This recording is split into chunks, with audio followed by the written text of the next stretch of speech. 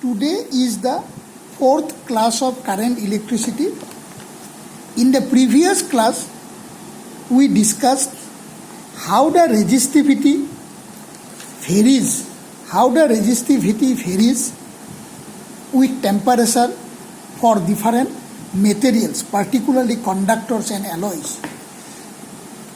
So I have taken this particular chart from your NCERT textbook, page number 102. What is that of silver? Resistivity of silver is 1.6 into 10 to the power minus 8 ohm meter. What is the resistivity of nichrome? It is 100 into 10 to the power minus 8. That means resistivity of nichrome is almost 100 times more than that of the silver and copper. And what is that of manganese? 48 into 10 to the power minus 8 ohm meter. And because of high value of resistivity of manganese and nichrome, they are not the pure metals, these are the alloys. We require their smaller length to make the coil of standard resistor as well as the coil of heating element. He has given the nichrome is an alloy of nickel, iron and chromium. Another important point in the last class we discussed about the value of alpha. Can you remember? Alpha is called temperature coefficient of resistivity. What is the value of alpha? What is the value of alpha for the copper? Value of alpha for the copper is 0.0068. But what is that of the nichrome? You just see 0.004. That means alpha of nichrome is much lower than that of the copper. And what is that of manganese? 0.002 into 10 to the power minus 3. That means 2 into 10 to the power minus 6. So if the value of alpha is very less, then what happens? When temperature increases, then also resistance of these alloys remains constant. In the last class, we discussed all this. So in order to understand this discussion, this point, this observation, we want to perform two numericals. And numerical number 1, it is given what is the length of copper wire and manganese wire required to make a 10 ohm standard resistor. So we want to make a 10 ohm standard resistor from a copper wire as well as a manganese wire. We have to calculate what length of copper and manganese required. Resistivity of copper is given 1.7 into 10 to the power minus 8 ohm meter, and resistivity of manganese is given 44 into 10 to the power minus 8 ohm meter. So what is the resistance? Resistance is 10 ohm and cross-sectional area of each wire is 1 millimeter square. So 1 millimeter means 10 to the power minus 6. Okay, what is R? Rho L by A. So what is L? R A by rho. So for copper you substitute the value. R is 10 ohm, A is 1 millimeter square means 10 to the power minus 6 meter square, and rho is 1.7 into 10 to the power minus 8. So what is the length of copper wire required? It is 588 meter is required. 588 meter. Now, for manganese, what is the length required? Again 10 ohm, cross-sectional area 10 to the power minus 6. What is rho? 44 into 10 to the power minus 8. So in that case, 22.7 meter is required. That means if we want to make a standard resistor of 10 ohm from manganese, only 22.7 meter wire is required. And if we want to make it from the copper, 588 meter of the wire is required.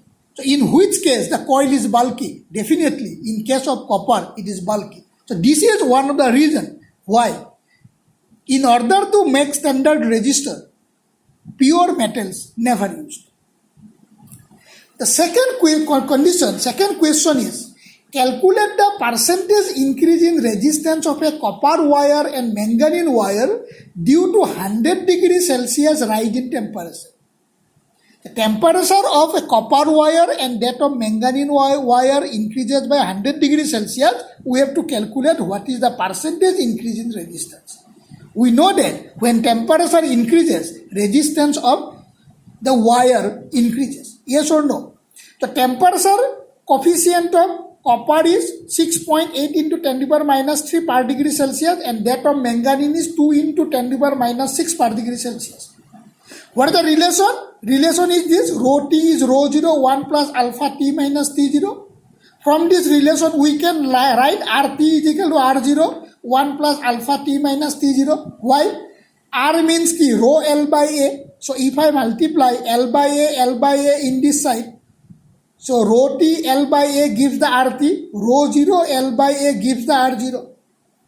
I multiply this, it becomes R0 plus alpha R0 T minus T0. So R0 is taking on this side, RT minus R0 is equal to alpha R0 T minus T0. This R0 is divided here, RT minus R0 by R0 is alpha T minus T0. So RT minus R0 is increase of resistance divided by R0. This gives the fractional increase in resistance of a wire. Fractional increase in resistance of a wire. So what is the expression? The fractional increase in resistance of a wire is equal to alpha into T minus T0. What is alpha? Alpha is called temperature coefficient of resistivity, and this is the increase in temperature. So what is the fractional increase in? What is the fractional increase in resistance of copper wire? What is the fractional increase in resistance of the, or what is the fractional increase in resistance of the copper wire or percentage increase in resistance of the copper wire? So since it is percentage increase, we multiply it by 100%. What is the value of alpha? This is 100%. Because RT minus R0 by R0 is alpha T minus T0, we have to calculate percentage increase. So therefore 100%, 100%. What is the value of alpha for copper? 6.8 into 10 to the power minus 3. What is the increase of temperature? 100 degrees Celsius. This is the 100%. So 100 into 100, 10 to the power 4. So what we get? It is 68%. Similarly, what is the percentage increase in resistance of manganese wire? Value of alpha for manganese is 2 into 10 to the power minus 6. Increase of resistance 100 degrees Celsius, 100%. So this is 10 to the power 4. So what is the percentage increase? 0.02%. That means percentage increase in resistance of copper wire is 68% and that of manganese wire is only 0.2%. So what is the meaning? So if initial resistance of copper is 100 ohm, due to 100 degrees Celsius rise in temperature, what is the resistance becomes? 168 ohm. Similarly, if the initial resistance of manganese is 100 ohm, due to rise in temperature, what is the resistance of manganese? It is 100.02 ohm. That means, in case of alloy, their resistance remains constant. Their resistance never increases due to rise in temperature. So this is another reason why these alloys are used to make the standard resistors or to make the standard coil resistors or coil of a heating element like heater. Okay, is it clear now? Now, our next topic is the ohmic conductors and non-ohmic conductors. We know the Ohm's law, yes or no? We know the Ohm's law, so our next concept is we have to study the ohmic and non-ohmic conductors. The conductors which obey Ohm's law are called the ohmic conductors. So I proportional to V. Generally, all metallic conductor obey Ohm's law when a low current flows through it or when a small potential difference is applied across the two ends of the conductor. So you just see, when V increases, current increases. The increase is linear. What is the meaning of it? If we change the polarity of the battery across the two ends of the wire, keeping the value of potential constant, then also same current flows but in opposite direction. when we change the polarity of the battery across the two ends of the wire, keeping the magnitude of potential constant, then also same magnitude current flows through the wire as that of the previous, but in reverse direction. That means when V increases on this side, current increases like this. When we change the polarity of the battery, Vi also increases in the same rate, but in the reverse direction. That means IV graph is a straight line passing through origin. Okay?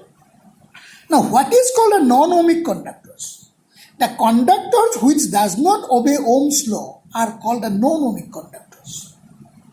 The conductors which does not obey Ohm's law are called the non-ohmic conductors.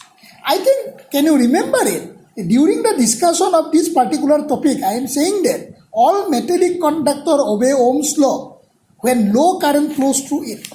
So what happens to the high current? What happens to the high current? So this is the problem of high current. When we apply a large potential difference, current increases, but you just see, here also I proportional to V, here also I proportional to V, but proportionality constant have different value here and proportionality constant have different value here.